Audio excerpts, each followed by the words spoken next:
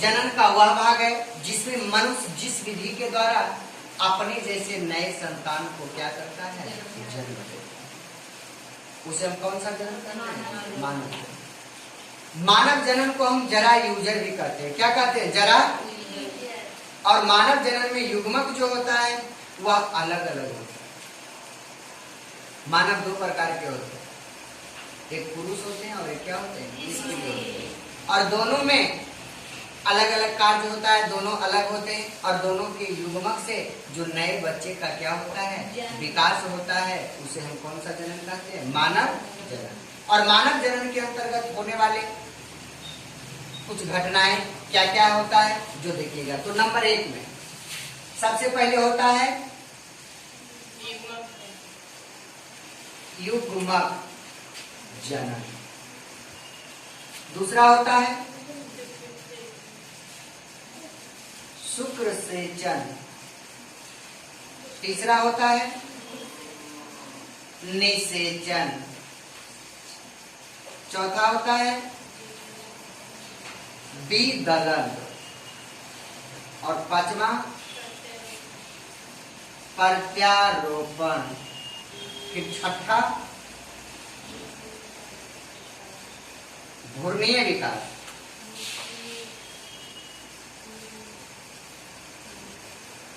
विकास उसके बाद होता है प्रसव। क्या होता है, प्रसव। तो मानव जनन में घटने वाले इस प्रकार से घटना है। सबसे पहले युग्मक जनक होता है, युग्मक का जनन होता है। तो युग्मक में क्या क्या चीज का जनन होता है, तो सबसे पहले नर का होता है और फिर किसका होता है, मादा का होता है ना। नर का होता है फिर किसका होता है, मादा। तो लैंगिक प्रजनन में 2 युग्मक होते हैं, एक नर होते हैं और एक क्या होते हैं, मादा होते हैं। अर्थात अलग अलग युग्मकों को आपस में मिलना ही लैंगिक जनन कहलाता है। फिर देखिए दोनों युग्मक आपस में क्या करते हैं, मिलते हैं, है ना। नर में यक्ष वाई पाया जाता है और मादा में क्या पाया जाता है, यक्ष यक्ष। नर भी 23 जोड़ी गुणसूत्र के बना होता है अर्थात 46 के, और मादा भी कितने के बने होते हैं, 23 अर्थात 46 के। और जब आप देखिए 46 के बने होते हैं, 44 हो गए, है ना। आप देखिए ऊपर देखिएगा, आप देखिए जब यह शुक्र सेचन करता है, जब नर क्या करता है, शुक्र सेचन करता है, तो शुक्र सेचन करने के क्रम में इससे 23 यक्ष चलता है और 23 क्या चलता है, वाई चलता है। और इधर से यह गर्भाशय में पहले उपस्थित रहता है क्या, यक्ष और यह भी 23 रहता है और यह भी क्या रहता है, 23 रहता है। अब देखिए जब यहाँ आके मिलता है, यहाँ आके क्या करता है, मिलता है, तो मान लीजिए तो पहले यक्ष और यक्ष उपस्थित होता है ना। अगर बाबू इसमें आके वाई मिल गया, क्या मिल गया, वाई, तो दोनों हो गया यक्ष और वाई, और यक्ष और वाई हो गया तो जन्म क्या लेगा, लड़का। क्या लेगा, लड़का। और जब इन्हें आके यक्ष प्लस क्या मिल गया, यक्ष 27 27 46, तो कौची जन्म लेगा, लड़की। क्या जन्म लेगा, लड़की। तो सबसे पहले मानव जनन में प्रमुख बात क्या है, युग्मक का जनन होना। युग्मक का क्या होना, अब यहाँ लड़का जन्म ले लिया और यहाँ क्या जन्म ले लिया, तो यहाँ नए युग्मक का जन्म हो गया, नए युग्मक का जन्म हो गया। अब नए युग्मक का जन्म कैसे हुआ, जब युग्मक का जनन हुआ तो शुक्र सेचन हुआ। शुक्र क्या हुआ, सेचन। शुक्र सेचन, शुक्र एक स्थान से दूसरे स्थान तक जाना ही क्या कहलाता है, शुक्र सेचन। क्या कहलाता है, शुक्र सेचन। तो कैसे जाता है, या पुरुष के शरीर से स्खलन होकर, पुरुष के शरीर के से स्खलन होकर स्त्री के योनि तक जाता है। और योनि जो है इस शुक्राणु को गर्भाशय तक ले जाता है ना। योनि के माध्यम से यह शुक्राणु कहाँ तक जाता है, गर्भाशय तक जाता है, जहाँ अंडाशय पहले से ही क्या रहता है, उपस्थित रहता है। अंडाणु, अंडाणु पहले से क्या रहता है, उपस्थित रहता है। और यह जो है वो शुक्राणु है ना। और जब स्खलन होता है तो अंडाणु से जाके मिलता है। तो जिसकी रफ्तार अधिक होती है, अगर वायु की रफ्तार अधिक रहेगी, अगर वायु की रफ्तार अधिक रही, है ना, वायु की रफ्तार क्या रही, अधिक रही, तो यह जाके यक्ष से टकराएगा तो क्या जन्म ले लेगा, लड़का। क्या जन्म लेगा, लड़का। अब अगर यक्स की रफ्तार अधिक रही और यक्स में जाके टकराया तो किस कैसा युग्मक बनेगा, लड़की का। अब देखिए निषेचन, अब यहाँ मिलना, शुक्राणु और अंडाणु को आपस में मिलना ही निषेचन कहलाता है ना? क्या कहलाता है? निषेचन। अब देखिए इधर से लड़का का मिला, इधर से किसका मिला, लड़की का मिला, और दोनों आपस में मिलता है, उसी को हम लोग क्या कहते हैं, निषेचन। फिर विदलन होता है, फिर प्रत्यारोपण, फिर इसका प्रत्यारोपण, जब आपस में मिल जाता है तो प्रत्यारोपण हो गया, है ना?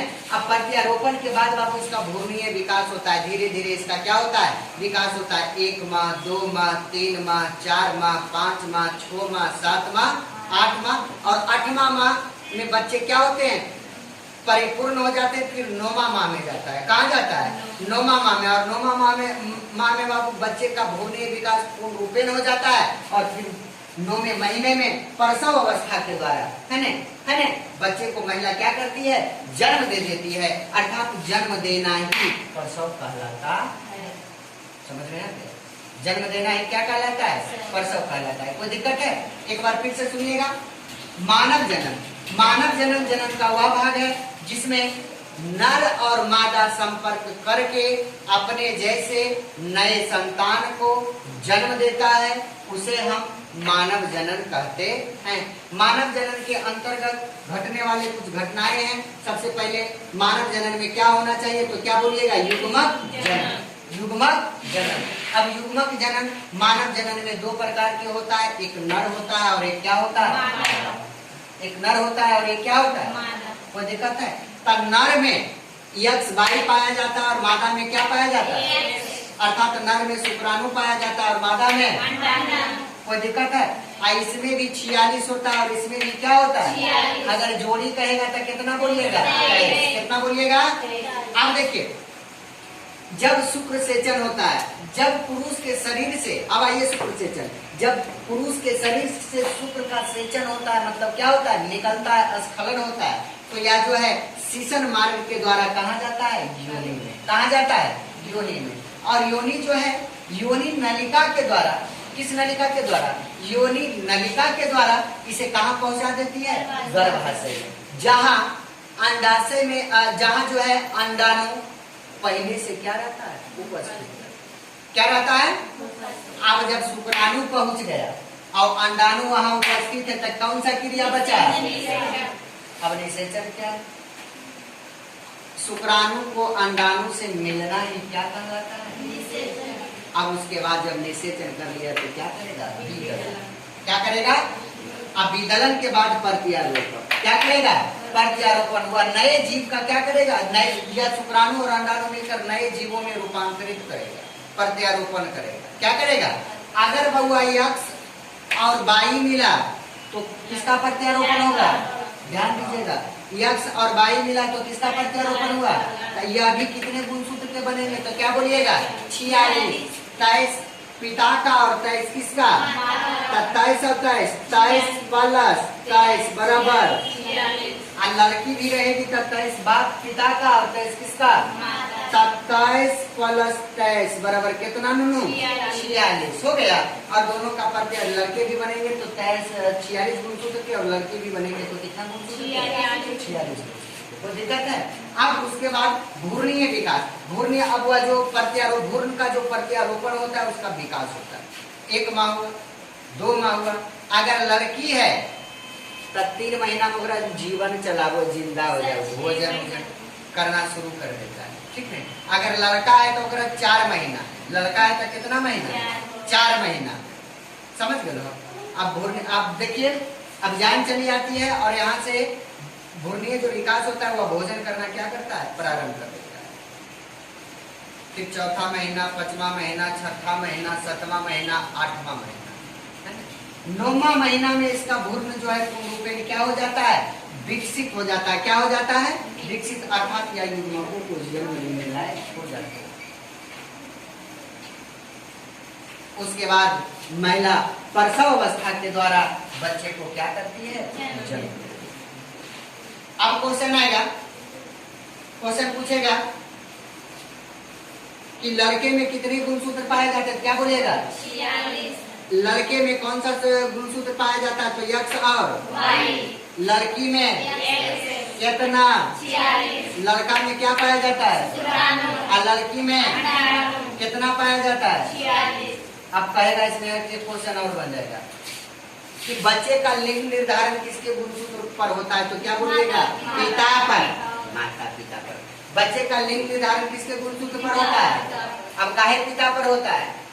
क्योंकि स्त्री तो बाबू एक स्त्री को जन्म देने की क्षमता रखती है, क्योंकि इसमें यक्ष और क्या पाया जाता है। लेकिन पुरुष में यह क्षमता नहीं होती है कि वह लड़के को जन्म दे। क्यों?